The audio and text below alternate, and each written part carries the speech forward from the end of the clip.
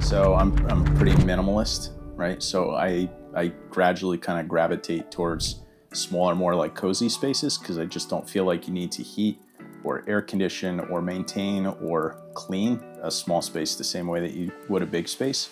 To answer your question about how many tiny homes have I stayed in, overnight or longer, I've probably stayed in 8 to 12 tiny homes over the past 20 years. I think if you look at who was one of the original guys to get recognition, Jay Schaefer. I stayed in a model that was designed by him. It was like one of his plans, so I think that was like 128 square feet, one of the first tumbleweeds. And then I've stayed in ones up to about high 200, low 300. I would say probably like low 300s square feet, so comparable in size. Smaller than this and bigger than this.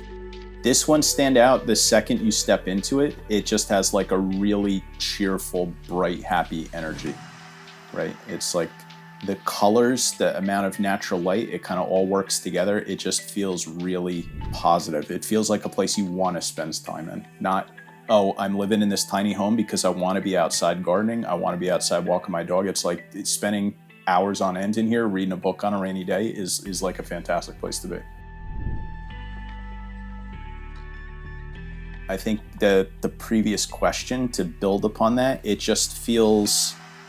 doesn't feel like a compromise to stay in the tiny home. I've been in tiny homes where it feels like you're in a very cluttered space, and to spin around, you kind of have to be mindful of like a bull in a china shop, right? Where you feel like every movement you do is going to either knock into something or knock something off the windowsill, or if I turn around real quick, my hip is going to hit the countertop, or this is placed really weird, or hey, this drawer only opens a quarter of the way.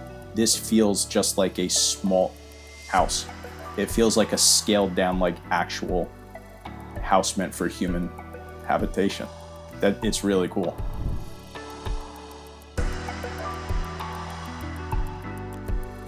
I think just the amount of space, like if we just look at like this central aisle or a corridor that it's much wider than a lot of tiny homes I've been in.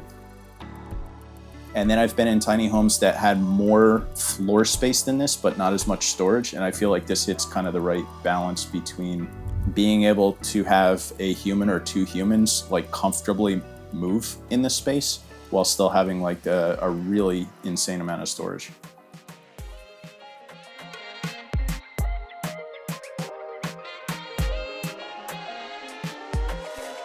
All of those were fantastic. I haven't been in a tiny home that had like a full-size love seat / couch where you can kind of just lay down one person, put your feet up on the side rails, chill out with a book, have the windows open with the breeze blowing, a bed of that size. Just the overall space just feels like a home, right?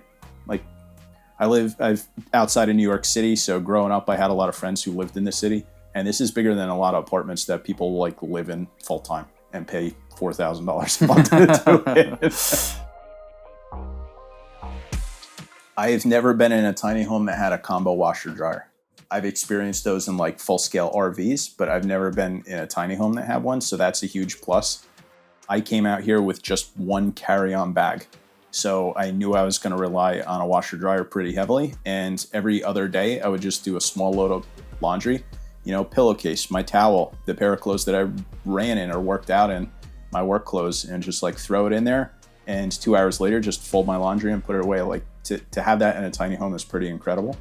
It's got a full-size bathroom, right? Like I'm not ashamed to admit it. I live in a really nice house. The bathroom that I use most often is not even that big, right? It's just like a small powder room. So again, I only stayed here for 2 weeks, so I didn't really use any of the storage in there, but there's enough storage for all your towels, all of your toiletries, everything, and then some. Super impressed with the space, functionality-wise. Incredible. So as a kid, I grew up spending every summer in a Westphalia Vanagon or VW buses, and I would consider their use of space probably like the pioneer in fitting a lot of stuff very creatively where it probably shouldn't go. And so to build upon that, there are a bunch of like European RV manufacturers and teardrop trailers that I've either stayed in or owned. And I always kind of look for something that's like really well thought out and not just a bunch of cabinets screwed to a wall. And this is kind of like an evolution of that. Like, I'm amazed that the pantry can probably hold as much as most people have in a big walk-in pantry in their normal size house. The sinks are way bigger than like even most houses have. Yeah, the amount of storage here is like, if there was just duplicates of me, I could probably have like 4 Ians live in this, like storage wise. Like, there's just an incredible amount of storage.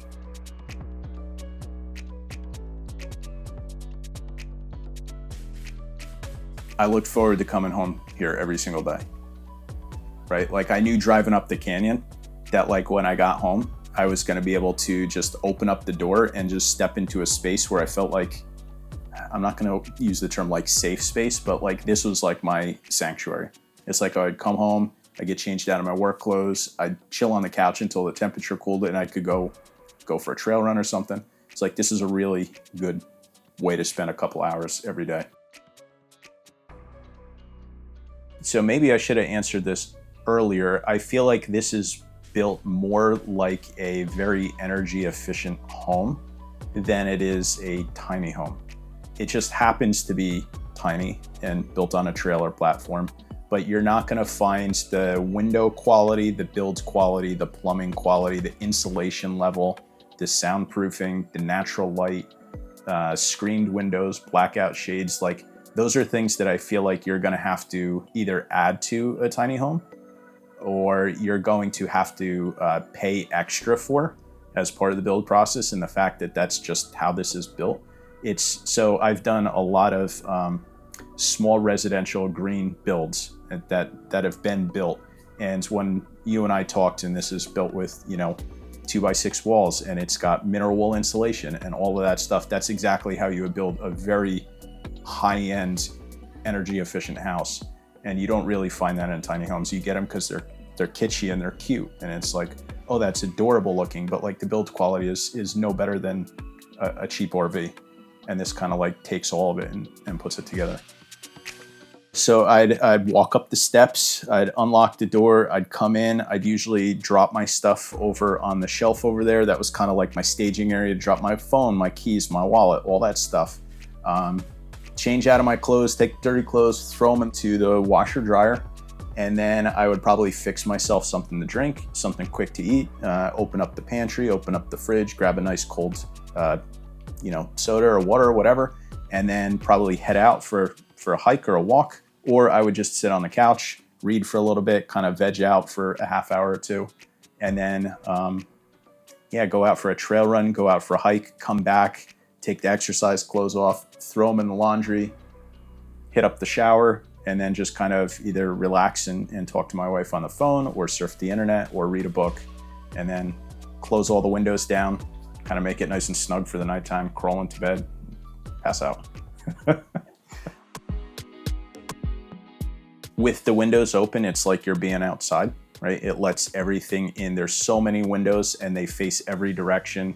Most of them are casements, so when the breeze blows, they act like gills that kind of just funnel all the fresh air through. As soon as you close the windows, there's just a pretty big truck with an exhaust that drove past, and it's like, I caught it out of the corner of my eye, but you don't even really like hear it. It's quiet in here, very quiet.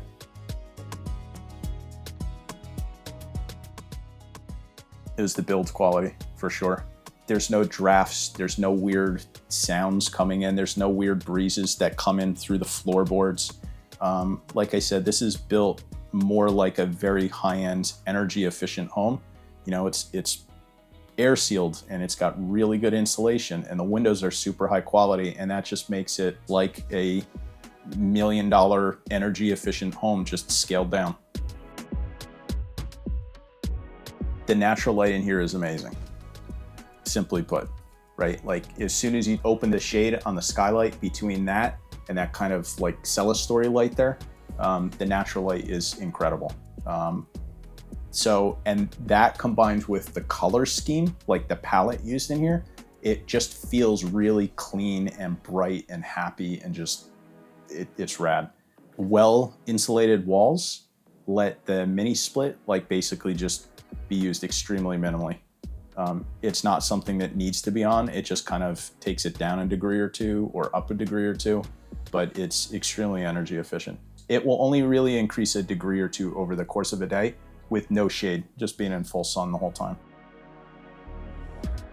It wasn't a cluttered, compromised space, right? Like, not that I've worked out of a tiny home before, but I've used them on small little weekend trips or vacations. And there have been a lot of cases where you feel like it's a cramped space that, I don't know, like intrinsically inside, you're just like, oh man, I gotta go do this, or I gotta go inside this thing. Coming home to here felt really nice.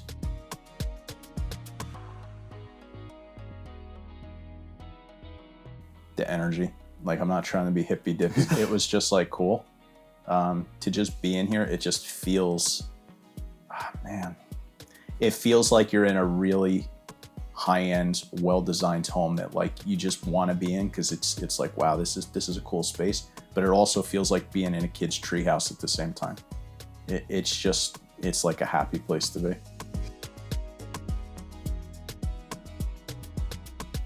This parallels a lot of the kind of choices that I've made with my own personal home, as far as just being like kind of clean and minimal and kind of like a modern, upbeat color scheme.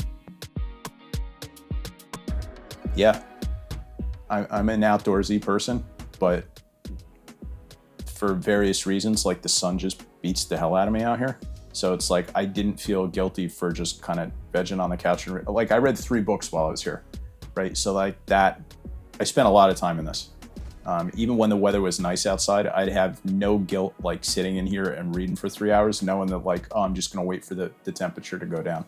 Where normally I'd be clawing at the walls, like I gotta get outside and do something fun. Yes, no doubt.